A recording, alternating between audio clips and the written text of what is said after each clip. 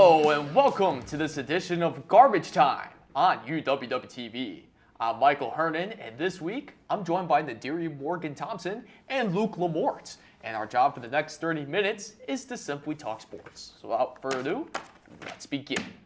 So first of all, we had a crazy college football weekend over the weekend in Nadiri. We almost had an upset down in College Station, didn't we? Yeah, we almost had a crazy one. I mean, number 3 ranked Texas A&M. They're undefeated, but they were almost defeated against the unranked South Carolina. South Carolina is 3-7 on the season, but it didn't matter. It was 31-30, and Texas A&M, they barely got the win, right? South Carolina was able to get up 30 points to 3 going into halftime, and they had a humongous lead. It looked like it was over for Texas A&M, but Texas A&M was able to have a very strong second half, score 28 points unanswered, and squeak out the win. I don't know what's crazier, the fact that it got to that score in the first place or the fact that they made it back. Yeah, that is absolutely ridiculous. Texas A&M had a phenomenal game, but I mean, South Carolina, they started off to have some explosive plays. They had a strip sack that turned into a touchdown, but in the second half, when their explosion was away, they just couldn't do it.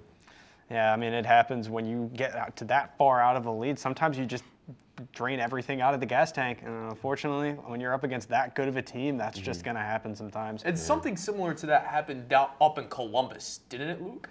Yeah, I mean, I don't even know what you're supposed to do when you're against Ohio State anymore at this point. What can you really do when you're against Ohio State? UCLA also coming into this one 3-7, very rough season for a normally very strong program. And this one was just not close. And 48-10, what are you even going to do at that point? Ohio State, 10-0, undefeated. There's a reason why they're number 1 in the country. They proved it again, and I have reason to believe they're going to continue to be proving that over and over again as this season progresses. Yeah, definitely. I also want to focus on the game in Athens, of course. Georgia with a huge win over 10th-ranked Texas. They won 35-10. My goodness, they showed their will in this one. Gunnar Stockton played pretty decent, 24 for 29, took care of the football. He only had 1 interception, had 4 touchdowns. But Georgia, they definitely controlled this tempo over in the air. And Texas, Arch Manning kind of struggled a little bit too. I mean, of course, Contravius Wiesner couldn't get anything going for that running game. I mean, Georgia kind of dominated in that line of scrimmage as well. Yeah, I mean, talk about Arch Manning struggling. Arch Manning has been struggling all year. Arch Manning was going to the air. We thought he was the consensus number 1 overall pick, and now he's not even going to declare for the draft. I mean, he's looking like a 6th rounder out there. He's looking rough. I mean, I think he's a big reason why Texas has kind of, failed their expectations so far this year. They're good, but they're not great like they're supposed to be. Yeah, when you look at Texas and you look at the talent overall in the roster, like they have such a great defensive line. Like those boys are big, and I'm just surprised that teams haven't figured out that you do not run the ball on 4th and inches or 4th and 1 and just run it right down the middle because the defensive line will swallow that up. But yeah, we got a good running back in Contravius Wiesner, but yet Arch Manning just, kind of a little jittery getting the starting job. Only he's prepared for a starting job yet, or maybe he just needs another year to get stuff figured out. And I mean, Arch is still young, but I think the way that Texas fans kind of rush Quinn Ewers out the door for Arch Manning to play like this is very disheartening. Hope he's a late bloomer. You just got to hope. Yeah, a lot of stuff going on in college football, but meanwhile, there's a bunch of stuff going on the hardwood too in the NBA. So first of all, we had a bunch of action going on, especially in the NBA Cup this last Friday. So Luke, interesting one, Denver? Oh yeah, that was a very high-scoring affair there between Nuggets and Timberwolves. 123-112 Denver's favor, aided by a triple-double by Jokic. I mean, that's what you've come to expect from him at this point. Yeah, I mean, he basically averages one. It's insane. I don't even know what to even further add on to that other than the fact that if Denver is able to keep up that type of high-scoring affair, there is not very many games that you're going to be able to catch people scoring 123. Yeah, I mean, funny enough, Denver lost to the Bulls of all teams recently. Beats me, man. And it's because, the Bulls have the better bench. The Bulls have better depth than the Denver Nuggets, and depth has kind of always been the Nuggets' issue. I mean, if we look at a lot of their shortcomings in the playoffs, if there's one injury, especially in this tough Western Conference, you drop all these seeds, and the bench has just been rough. In the offseason, they added a lot of reinforcements. They traded Michael Porter Jr. for Cam Johnson, but none of the reinforcements, though they've been playing well, they still aren't the depth that the Nuggets need. Yeah, I mean, Jokic can do a lot for you, but if he can't do everything, so you got to have at least more than one person on the court if you're going to be consistently winning games. They showed up strong in this one, but we'll see how it goes forward. Yeah, I mean, and I want to talk about the Hawks versus the Suns, right? The Hawks were able to squeak a close win, 124 to 122 against the Suns. And the Hawks this season, they've been pretty good. They're 9-5. But I think that there's a big storyline brewing that we have to talk about, right? Trae Young was not able to reach an extension with the Hawks in the offseason. And going into this season, right, Trae Young kind of has to earn his money. He has to show the player that he is. And since Trae Young has been hurt, because he's been out with MCL sprain, the Hawks have been 7-2.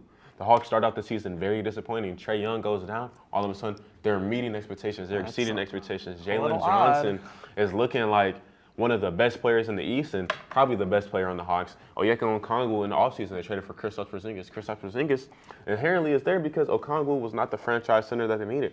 Yeah, all of a sudden, he's breaking out, and they're playing phenomenal. You have to wonder, what are the Hawks going to do in the offseason? Yeah, definitely interesting with Trae Young and that stuff. Like, you're seeing like other guys step up, especially Jalen Johnson, who is a talented NBA player. Super talented. And I think we have to talk about how the Hawks have the Pelicans' first-round pick in the draft. If you remember, on draft night, the Pelicans traded their first-round pick this year for Derek Queen, for the rights to Derek Queen. And the Pelicans are one of the worst teams in the NBA. And if you look at the prospects on top of the draft, there's this point guard in Kansas named Darren Peterson, right? And you have to wonder, as the Hawks are able to win the lottery, do they cut ties with Trae Young, and do they go out there and draft Darren Peterson, or what do they do? And even without Pearson, they get a great consolation prize in AJ Debonta from BYU. Or He's been looking stud Cam too. Boozer. But I think we also should talk about the Suns. The Suns have also been exceeding expectations, right? Devin Booker is looking like he's in his prime, right? Devin Booker's giving you 28 points a night. Oh my goodness. And then the breakouts, Dylan Brooks is averaging 22 points. Grayson Allen is dropping 18 points a night, shooting 45% from three. I mean, both these teams have started off phenomenal. Yeah, Suns have been doing very well. But meanwhile, I want to focus my attention in the Motor City. So the Detroit Pistons have defeated the Philadelphia 76ers, winning 114 to 105. Looking like the Pistons, they are very deep. You know, you got great shooters like Duncan Robinson. Javonte Green had a good one this game. How about Dennis Jenkins? Where has he came from? He had a coming out party earlier this week against the Wizards a week ago, and now he's continuing his success. You also got Isaiah Stewart and Karis LeVert being solid bench places. I mean, of course, and then Cade Cunningham. Cade Cunningham didn't even play in this one. And then, but also give credit to the 76ers. Tyrese Maxey is a superstar. He's a legit superstar. Without Joel Embiid, he's stepped up big time, and he's delivered. He's dropping 30 a night. I think we got to talk about Tyrese Maxey in MVP conversations, don't we? You know, I don't know if I would say MVP. I don't know if the Sixers have the team record. MVP is also a team award. If you think about it, at the end of the day. That's a good point. The reason why Shea won MVP last year is not necessarily because he had better counting stats. It's because the Thunder were that much better than the Nuggets. I love Maxey, but I don't know if we can say MVP just yet. I think Cade Cunningham actually has a better case. Interesting. So we'll see. A lot of good stuff in the NBA, but meanwhile, we're going from professional level to the college level. And this time we're going to go to a different sport here. We're going to talk about not American football, but a different type of football, soccer. So meanwhile, UW Whitewater men's soccer team just end up losing against WashU to end off their season. They lost 0-0, but they lost in PKs 3-1. And we're going to talk about the women's here too. So fellas, I want to talk about this. What have we seen from UW Whitewater in this one, and what have we seen from them this season, and what could we expect for them next year? That's the season was overall like very good, right? Yeah. Especially if you put it in comparison to last year. Last year, for lack of a better word, they sucked.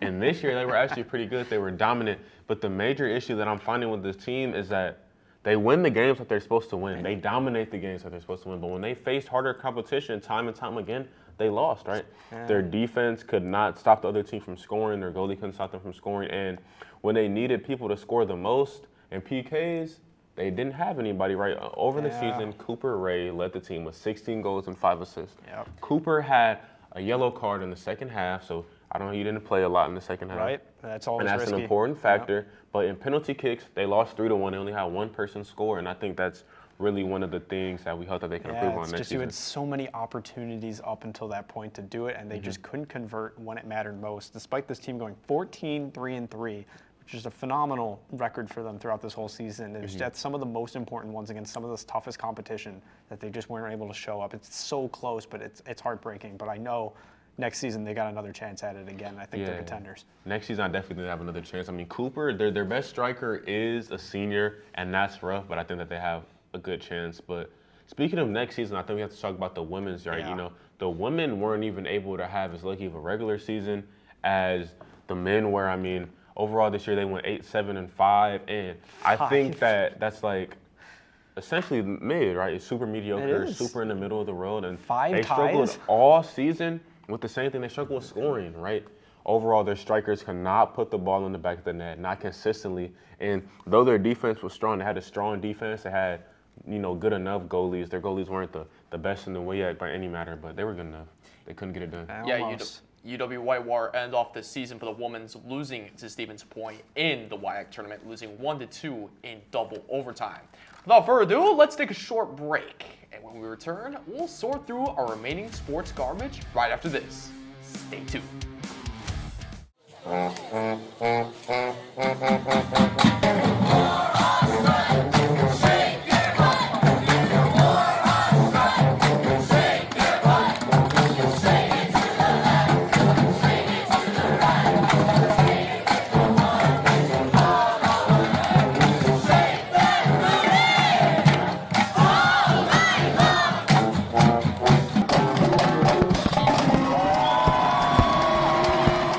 Matt checking in to see how Sam is doing on his project, and it's getting close to exporting now, the final step in the process. And it is complete, and Sam is hyped. Finally gets complete and spikes the ball into the end zone. Sam's celebrating with his colleagues, and they throw a flag on the play. The ref's gonna call excessive celebration. Sam is in disbelief and can't believe it. He tries to dispute the call, but the ref is not having any of it.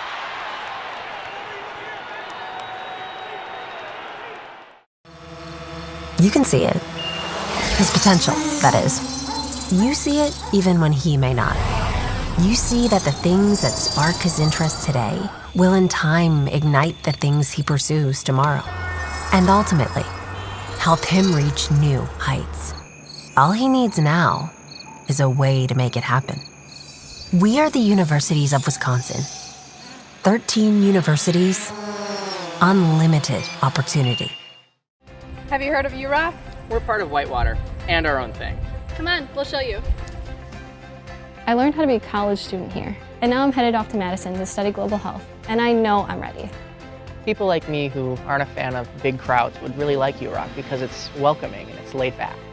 My advisor helped me figure out my schedule, organize my time, fill out my FAFSA, and figure out what classes I liked and how to turn that into a major. And if I had to do it again, I would choose UROC. You ready to rock? You belong here. Sports fans, we cheer on our favorite teams at fields, gyms, arenas, and stadiums. But have you ever wondered what it's like to be a referee? Verbal abuse from fans, parents, and coaches is the #1 reason why many referees are walking away. And they're not being replaced quickly enough by new ones. So put yourself in the official shoes, act with respect, and be officially human. Welcome back to Garbage Time on UWW TV.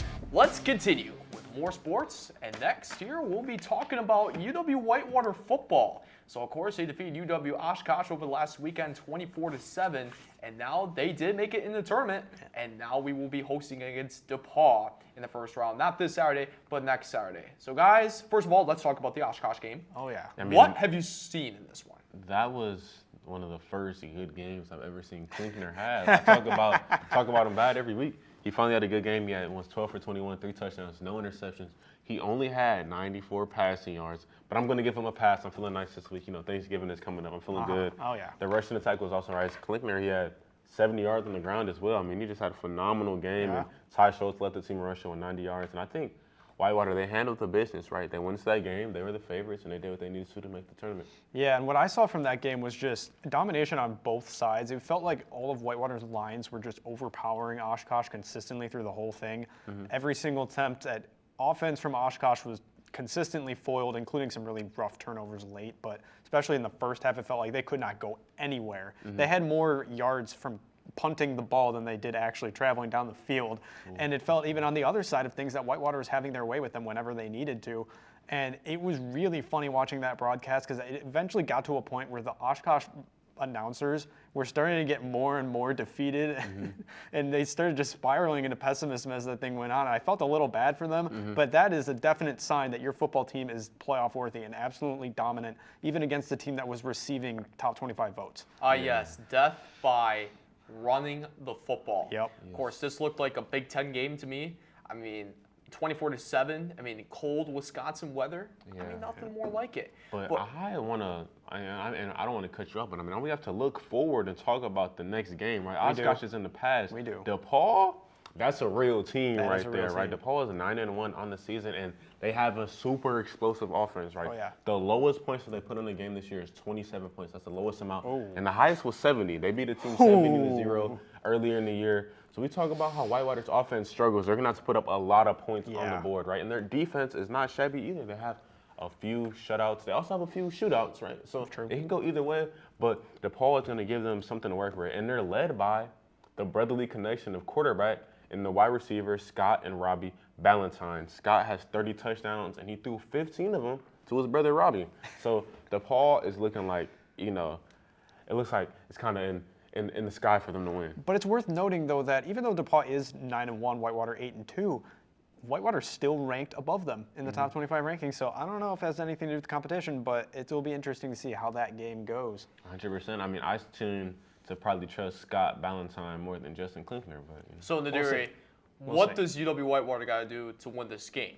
I think the biggest thing is that our offense has to be effective. Right? We can have a lot of turnovers, and our defense has to stay strong. Yeah, definitely. Of course, DePaul and UW Whitewater will take on each other again, not this Saturday, but next Saturday at 12 o'clock. So meanwhile, we're going to go from Division III football to now to the professional level, to the NFL. So we had a lot of NFL action going on over the weekend. Luke, I want to start off with you. You had a competitive AFC North battle. It was a very interesting game. The Steelers took care of their business, 34-12 over the Bengals, but at what cost exactly? Two major things, with Jalen Ramsey getting ejected for throwing a punch mid-game. That's one thing. That's hopefully just short-term consequences at worst. But Aaron Rodgers going down with a wrist injury during that game is a big question mark for a Steelers team that's about to head into facing the Bears. And you really got to question if Rodgers isn't available, are they capable of beating that Bears defense? I would honestly say, if we talk about the Steelers in a grander sense, Aaron Rodgers getting hurt is almost a blessing in disguise because Aaron Rodgers is old. He's not the quarterback of the future. They invested a draft pick into Will Howard this offseason, and you eventually want to let him play. I think right now they're projected to start Mason Rudolph. I don't know why they would do that. Rudolph the red-nosed reindeer. I don't know why they would do that.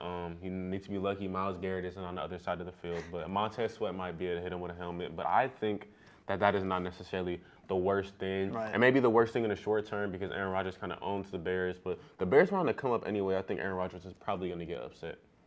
Yeah, people don't forget what Mason Rudolph did a couple years ago against the Cincinnati Bengals, that Christmas miracle, and led them to the playoffs. So We'll I'll see. be interested to see We'll there. see. But my game I'm going to focus on here is the Chiefs against the Broncos. The Broncos, they did win 22-19 on the game-winning field goal. I loved what I see from Bo Nix. He was 24 for 37, 295 yards. It looked like both teams could not run the football, but Bo Nix just looked like the better quarterback this one. I mean, he looked poised, like when he scrambled out of the pocket. I mean, he made some good throws. He made that deep one to Troy Franklin late. I just thought Bo Nix was a lot poised, and that defense was very solid as well. I mean, the Broncos. I think Bo Nix looking like the better quarterback. I don't know what game you were watching, but I just can't. He had more passing yards.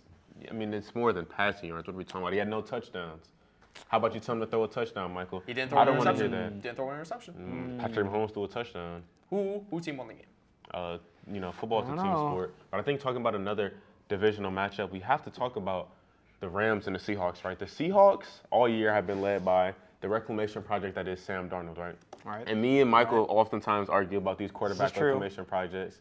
And I think Sam Darnold showed why I'm right all the time, right? Sam Darnold, when faced with one of the best defenses in the league, his first real competition, what did he do? He threw 4 interceptions because he sucks.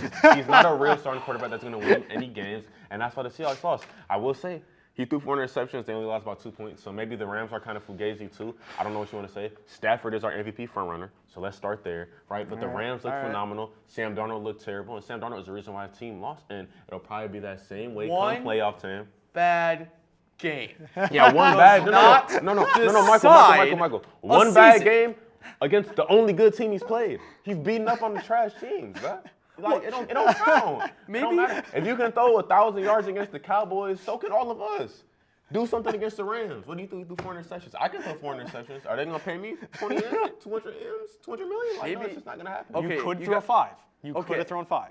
You have what to I mean? realize that the Seahawks offensive line is not the greatest. And then he And has remember, excuses. The Seahawks offensive line has allowed him to be phenomenal every other game of the year. But they play the Rams, who are the best team in the league so far, right or wrong, and he looks terrible. Is it the offensive line, or is Sam Darnold just not meant for can we big just games? give credit to the Rams Is defense Sam for Darnold crushing? seeing ghosts again? Why Is are we? Sam Darnold seeing ghosts again? Yes or Why no? is it Is when Sam a defense Darnold plays good seeing football, ghosts we again? say the quarterback sucks? He threw 4 Why? interceptions. That's more than a Credit good game the on the Rams. defense. That's more than a good game on defense. 4 interceptions, some of those are quarterback mistakes. I don't care what you say. You don't throw 4 great, oh my goodness, the coverage is just so phenomenal. Some of those that Sam Darnold was seeing ghosts. Right? Ladies and gentlemen, we are seeing defenses go unloved in this generation of football. I Every love time the defense defense. is playing well, it seems like we all bash the quarterback. I don't know why that is. We just got to give credit to the Rams No, defense. and the thing is, right, because great quarterbacks dice up good defenses all the time. One Tom Brady- game. Okay, when we think about the greats of all time, Patrick Mahomes, when he plays his great defenses in the Super Bowl, what does he do? Look at him against the Eagles. Look up when he was 2 years ago. He won. They Yeah, win. but last year he didn't. Yeah, So but is he bad? No, but Patrick Mahomes is way better had a than bad Sam game, though. Darnold. That's He had a bad not game, though. even comparable because Patrick Mahomes also showed that he can win in those scenarios. All right. Sam Darnold's never shown that. This is Sam Gentlemen, Darnold. gentlemen.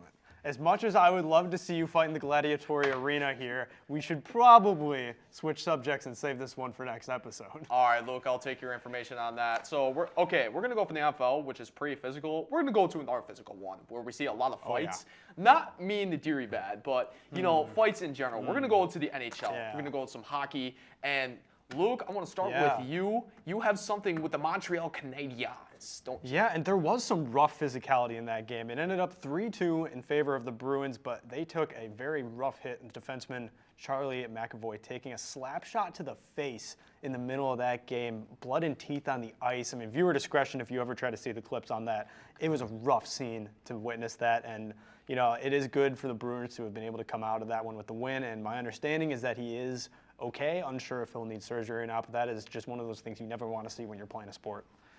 That sounds terrible. I know in hockey, they be fist fighting like it's WWE, but I didn't know it was that bad. Puck itself, man. That The is puck is the crazy. real danger. Yeah, I'm sure. In WWE, they use weapons, but I've never seen that. But I want to talk about the Colorado Avalanche and how they beat the New York Islanders 4-1. And the Avalanche have, quite frankly, like one of the best teams in the league, right? They have 13 wins, 5 ties, and I believe 1 loss. And they've been looking phenomenal, right? The Islanders, they started off on top. They was up 1-0, and that was the best that the game got for them. They let up 4 unanswered to the Avalanche, and the Avalanche kind of avalanched them. Funny enough. And the Avalanche are looking like one of the best teams in the league. Who can stop the Avalanche? I don't know, man. I don't have all the answers. I'm not DJ Khaled, but they had a very much so like EGE, everybody got to eat sort of game. Yep. Yeah, definitely. The Colorado Avalanche is a monstrous machine. But I want to go with another offensive machine. That is the Edmonton Oilers. They have defeated the Carolina Hurricanes 4-3 in overtime. I mean, look at the Edmonton Oilers. They've been very streaky this year. Very of course, they're 9-8-4 right now. But this was a very good win by the Oilers in this one, winning Indeed. a very good Colorado Hurricanes team. Streaky indeed, but we got to streak on to the next topic, don't we? Yeah, we do. Too much time arguing about football. Yep, ain't that the truth? Yeah, we'll get to our next one. So first of all, because this show is called Garbage Time, what is the worst NFL game coming up? Is it too easy to say Raiders-Browns? It feels a little too easy to say Raiders-Browns. Now you have to say Raiders-Browns. I mean, anytime you watch Dylan Gabriel play football, it's going to be a bad time for your eyes. And anytime you watch Geno Smith play football, it'll be more entertaining because he's going to at least throw the ball deep, but It'll be it'll fun. also be a lot of interceptions. Yeah. But he feeds Brock Bowers. I'm on fantasy. That's all I need. This game is kind of reminding me to what the Vikings and the Raiders was 2 years ago. Remember when the Vikings won 3-0? do we have a potential ability of I'd rather super not tie? remember. I'd rather not remember that. Super tie. 0-0. I wouldn't be surprised. Oh. If Vegas? I wouldn't be surprised if the Raiders like kind of torch them in the air. It could be. That could happen. Anything is Geno possible, Smith? but either way, no matter what it is, it's not going to be pleasurable to watch. It won't be I, great. I think it'll more than likely get ugly. I have the Browns defense on my fantasy team, so I'm hoping they Yeah. hold it down. Yeah, definitely. I'd say two very great pass rushers in this one. Of course, you got Max Crosby and Myles Garrett going up against each other. I think that will be that was probably the only two things you really gotta watch this one because maybe Shedeur maybe could do something, but I hope so. I hope he plays better than he did last game. Last game was definitely a rough one for him. They kind of threw him into the deep end, and he drowned. And then I heard he got his house robbed after, so he just went out super bad that day. Ooh, yeah, that's rough. yeah. Shedeur. By the way, Shedeur Sanders did lose $200,000 in that robbery, so hopefully Well, I hope he gets it back. police I enforcement. mean, I don't feel too bad for the millionaires, but that's not pleasurable for that's- anyone to have to go through a house robbery. Yeah, definitely indeed.